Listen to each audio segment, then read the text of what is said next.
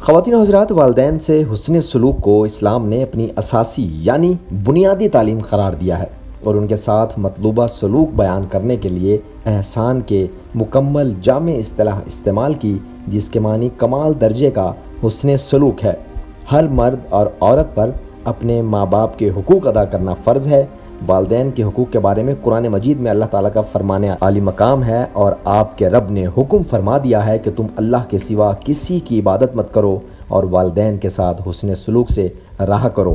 اگر تمہارے سامنے دونوں میں سے کوئی ایک یا دونوں بڑھاپے کو پہنچ جائیں تو انہیں اف بھی نہ کہنا اور انہیں جھڑکنا بھی نہیں، اور ان دونوں کے ساتھ بڑے ادب سے بات کیا کرو، اور ان دونوں کے لیے نرم دلی سے عجز و انکساری کے بازو جھکائے رکھو اور اللہ کے حضور عرض کرتے رہو، اے میرے رب ان دونوں پر رحم فرما جیسا کہ انہوں نے بچپن میں مجھے پالا تھا اور رحمت و شفقت کی تھی۔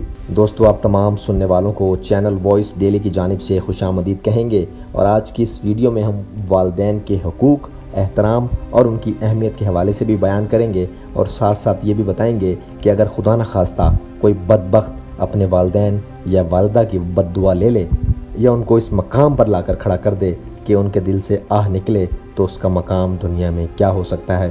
لیکن تفصیلات میں جانے سے پہلے ایک مرتبہ آپ تمام سننے والوں سے گزارش کریں گے، اگر آپ نے ابھی تک ہمارا چینل وائس ڈیلی سبسکرائب نہ کیا ہو تو ریڈ بٹن دبا کر چینل کو ابھی اسی وقت سبسکرائب کر لیجئے، اور ساتھ ہی بیل آئیکن پر بھی کلک کر دیں تاکہ روزانہ کی بنیاد پر نئی اپلوڈ ہونے والی ویڈیوز آپ تمام لوگوں تک پہنچتی رہیں اور آپ مستقبل میں بھی ایسی انفارمیٹیو اور دلچسپ اسلامک ویڈیو سے فائدے اٹھاتے رہیں۔ دوستو، والدین اور خاص کر والدہ کے حقوق کے حوالے سے، اس کے مقام کے حوالے سے میں ایک چھوٹا سا واقعہ بھی کوٹ کرنا چاہوں گا۔ صحیح بخاری اور صحیح مسلم میں سیدنا ابو ہریرہ رضی اللہ تعالیٰ عنہ سے مروی ہے کہ رسول اکرم صلی اللہ علیہ وآلہ وسلم نے ارشاد فرمایا، پوری تاریخ انسانی میں صرف 3 بچوں نے گہوارے میں یعنی بہت اوائل عمری میں، بہت چھوٹی سی عمر میں گفتگو کی ہے۔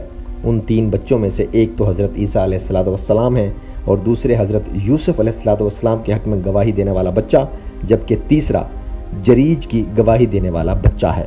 خواتین حضرات، اس قصے کی تفصیل یہ ہے کہ جریج بنی اسرائیل میں ایک عابد و زاہد اور شب زندہ دار عالم تھے۔ انہوں نے عبادت کے لیے آبادی سے باہر ایک جھونپڑی نما گھر بنا لیا تھا۔ ایک دن وہ عبادت میں مشغول تھے، ان کی والدہ ایک لمبی مسافت طے کر کے ان سے ملنے آئی اور آواز دی، اے جریج۔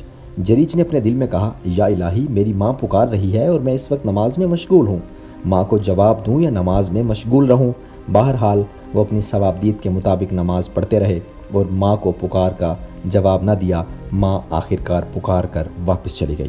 دوسرے دن پھر ماں آئی، اس وقت بھی جریج نماز ادا کر رہے تھے۔ ماں نے آواز دی، اے جریج۔ جریج نے اپنے دل میں کہا، یا الہی، میں تیری عبادت میں مشغول ہوں، ادھر میری ماں مجھے پکار رہی ہے، میں کیا کروں؟ بہرحال اس کشمکش کے باوجود وہ نماز میں مشغول ہی رہے۔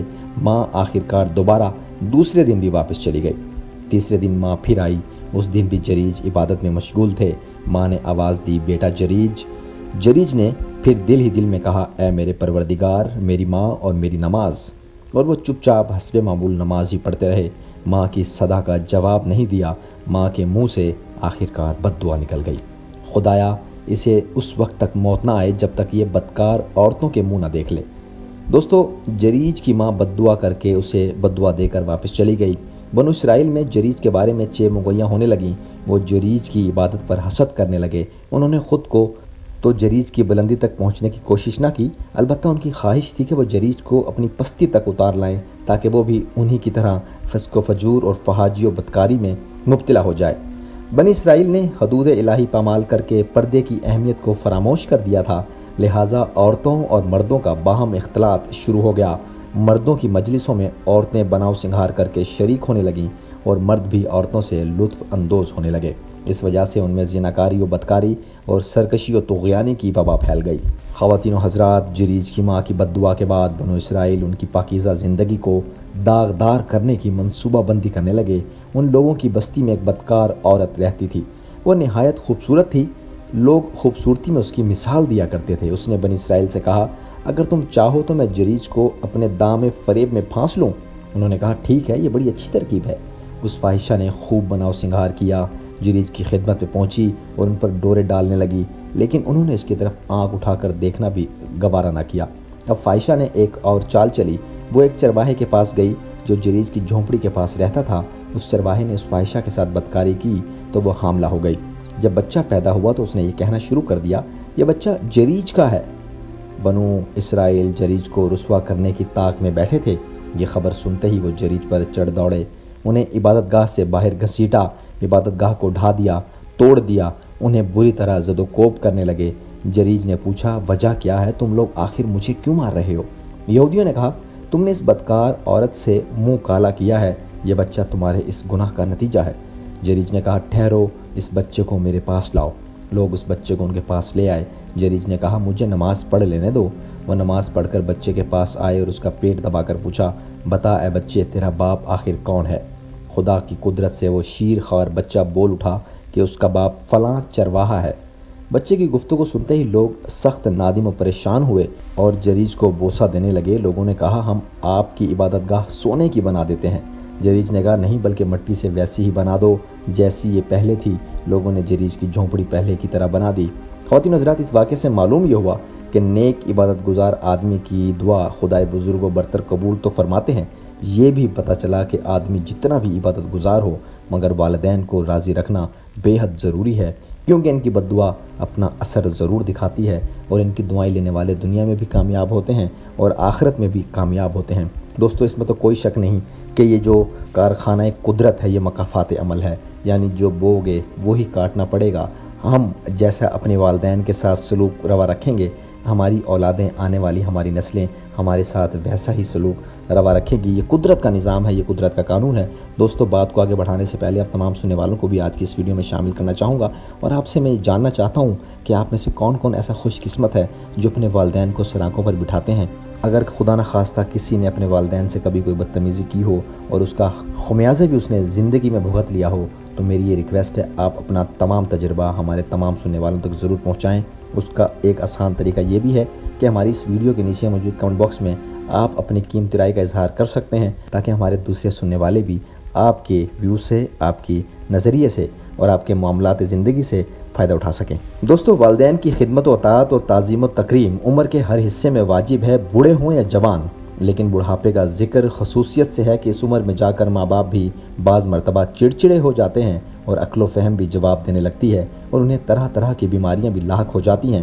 وہ خدمت کے محتاج ہوتے ہیں تو ان کی خواہشات و مطالبات بھی کچھ ایسے ہو جاتے ہیں کہ جن کا پورا کرنا اولاد کے لیے مشکل بھی ہو جاتا ہے۔ اس لیے قرآن حکیم میں والدین کی دلجوئی اور راحت رسانی کے احکام دینے کے ساتھ انسان کو اس کا زمانہ طفولیت یعنی بچپن کا زمانہ یاد دلایا کہ کسی وقت تم بھی اپنے والدین کے اس سے زیادہ محتاج تھے جس قدر آج وہ تمہارے محتاج ہیں، تو جس طرح انہوں نے اپنی راحت و خواہشات کو اس وقت تم پر قربان کیا اور تمہاری کم عقلی کی باتوں کو پیار کے ساتھ برداشت کیا، اب جب کہ ان پر محتاجی کا یہ وقت آیا ہے تو عقل و شرافت کا تقاضا یہ ہے کہ ان کے ان سابق احسان کا بدلہ ادا کیا کرو۔ جس طرح قرآن حکیم میں والدین کے حقوق ادا کرنے کی تاکید کی گئی ہے، اسی طرح کئی احادیث مبارکہ میں بھی والدین کے حقوق ادا کرنے کی تلقین کی گئی ہے۔ حضرت ابو ہریرہ رضی اللہ عنہ سے روایت ہے کہ حضور رحمت نبی اکرم صلی اللہ علیہ وآلہ وسلم نے فرمایا، اس کی ناک غبار آلود ہو، اس کی ناک خاک آلود ہو، اس کی ناک خاک آلود ہو، یعنی وہ ذلیل و رسوا ہو۔ کسی نے عرض کیا، یا رسول اللہ، وہ کون؟ آخر کون؟ حضور صلی اللہ علیہ وآلہ وسلم نے فرمایا کہ جس نے ماں باپ دونوں کو یا ایک کو بڑھاپے کے وقت پایا پھر بھی ان کی خدمت کر کے جنت میں نہ داخل ہو سکا، اس سے بڑا بدبخت کوئی نہ ہوگا۔ دوستو، نبی رحمت صلی اللہ علیہ وآلہ وسلم نے والدین کی خدمت کرنے کو جہاد سے افضل قرار دیا ہے۔